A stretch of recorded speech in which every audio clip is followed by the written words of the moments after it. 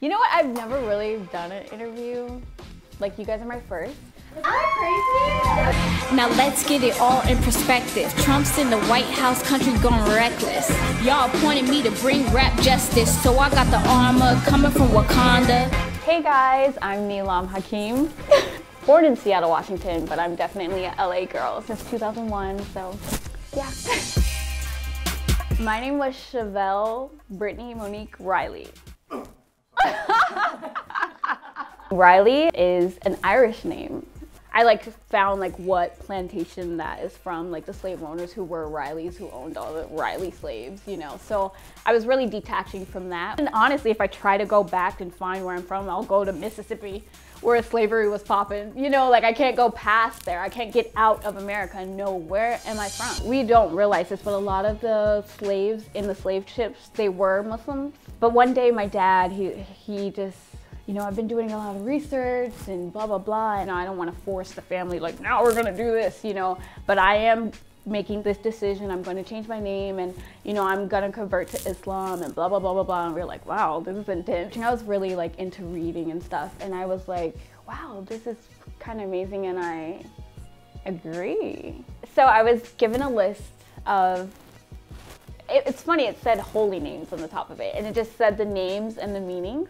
I don't know why Neelam was just calling my name, literally. It means blue gem, but it also means achiever. And I liked, of course, that part of it mostly.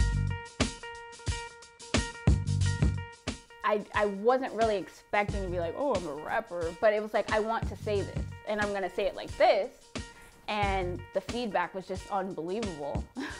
And the first rap was the What You Wanna Do challenge, you know. That was the first one that I did to Diddy's song. Mike Brown University of Scholars, or keep begging for something, leaving with nothing. We said hands up, now we need land. I'm still searching for justice for Sandra Bland. For the first one, it was very important for me to have just the women behind me, but I wanted different type of girls. I have my girl Veronica. She's actually Mexican, but a lot of people thought she was Arab. She was representing any hijabi that was not black, pretty much.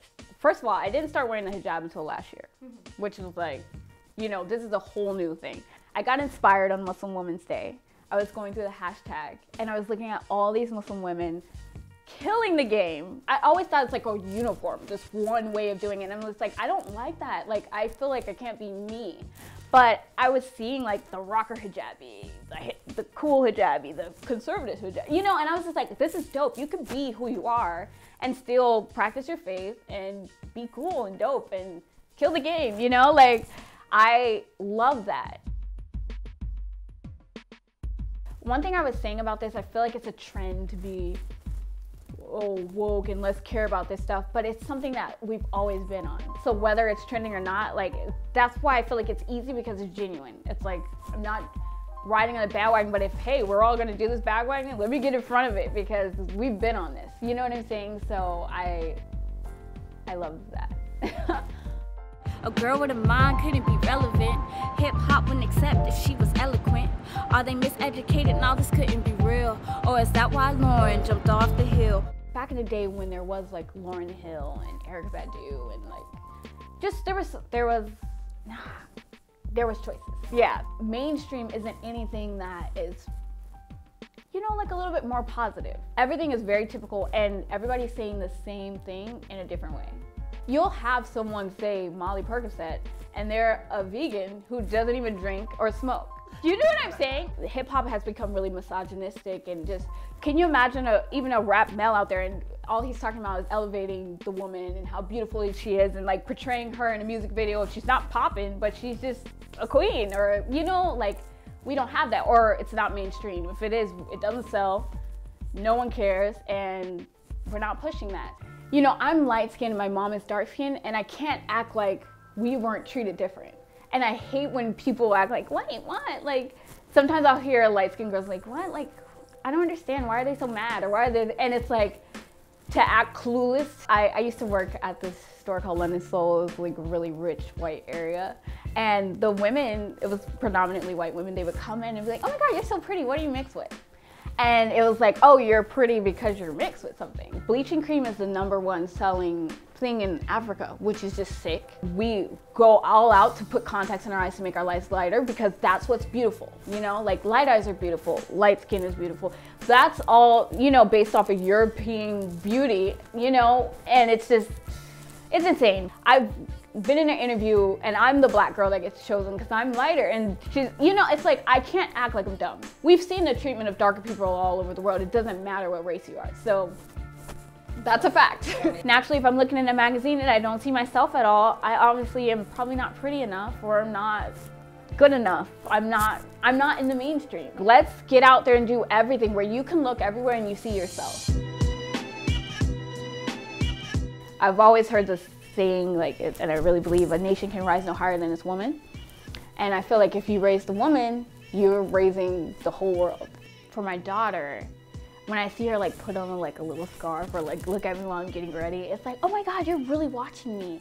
Like I really have to be careful what I do and what I say, and it's cool that, you know, I've like switched it up like this because it's like, I feel like I'm being a good example for you. I could be twerking and she will do it too. And that's scary. We always teach our daughters, our girls well, but we need to just, it's weird. I want us to teach our boys well because I feel like we will see such a huge change because I feel like we teach our daughters and we just love our sons.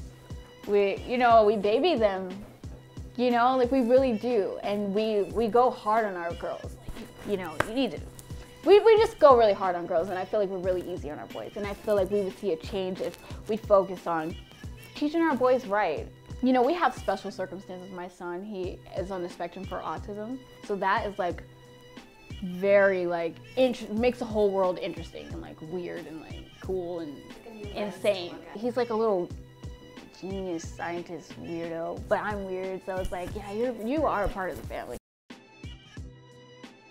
I like my jawbone cut like a knife, and I like that. Yeah, I like that on guys too, like where they just like have that square jaw. So I would say that I like that. I like this part.